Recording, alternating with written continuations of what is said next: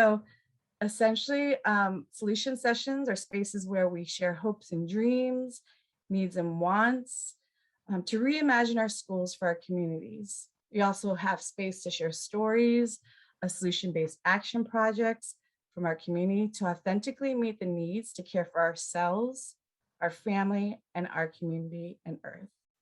And lastly, to create dialogue, make space to explicitly and innovatively create solutions to have a caring and climate resilient world for all.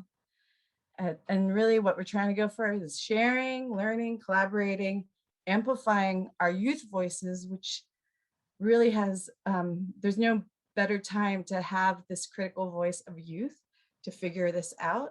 But with us, we can't put this on the youth, that we are working generationally to take action.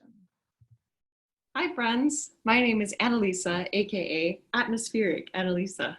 Hi, my name is Hugo, aka the Food Rescue Hustler, and welcome to our Leftover Reimagined video. We want to learn from you and how you are feeding yourself and your family instead of feeding climate change.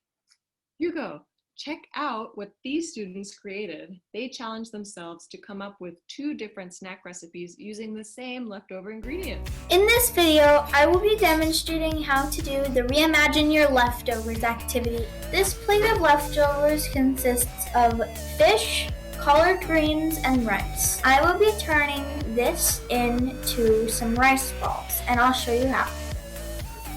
As you probably guessed, I didn't just use the ingredients that I have from leftovers to make my new dish. I included a few others to roll the ball in the seasoning. So it gets covered, so the whole entire thing gets covered. Then when I'm done, it should look like this. I'm going to put it on a plate. I'm finished making all of my rice balls. This is what they look like. Don't they look delicious? I can't wait to see how creative you'll be with your leftovers. Bye!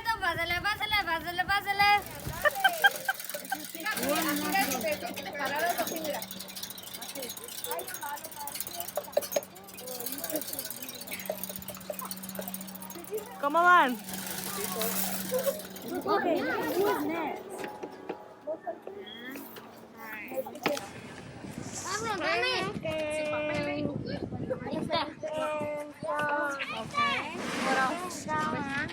Pineapple. Yeah, it's done. Yeah. More? You ready?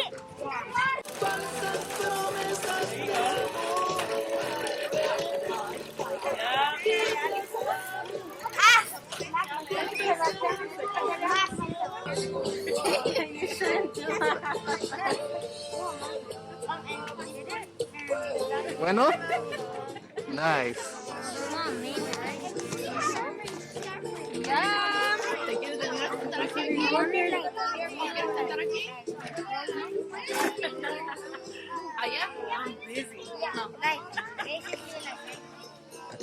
Dedo arriba o dedo abajo. Dedo arriba o dedo abajo. Dedo arriba. But it's been such a good mindful exercise to go to the school every day and see how the staff is working together to figure out how do we safely eat together and how do we safely take action in this really intense time for schools. Essentially, I've really just been trying to, how do I engage adult allies on campus? And I'm going to talk about that quickly, as well as how I'm using this time to just plan. And that is looking at school calendars. And I'll share a couple tips that I've been doing there. And then lastly, my favorite part is how do I engage students in that little lunchtime I have. So the first thing I wanted to share is this great resource. I just put in the chat, greenschoolyards.org. Nancy Deming and our OUSD has worked with them. We've worked with them in helping design. Sharon Danks, who leads this nonprofit, helped us design the Bay Friendly Schoolyard model over 10 years ago. that we're evolving into what we're calling the regenerative school model, that we're hoping that y'all join us in future solution sessions. But the idea is, how do we rethink and reimagine our schools and schoolyards and how students learn, and how do we teach, and how do we, look at the school site as a hub of resilience for the community. What I love also about the Green Schoolyards pedagogy and educational philosophy is, we need to lean into learning outdoors is plan A. And as we are in this time of crisis for climate change, really rethinking, can we use place-based education, landscapes, school gardens, and dining areas to learn about and connect with their earth? At Stopways, we have developed this food donation guide with the help of the Oakland Unified School District, Nancy Deming, also with the Alameda County Environmental Health Department. And right now we are planning on revising this food donation guide to really, add that COVID-19 layer.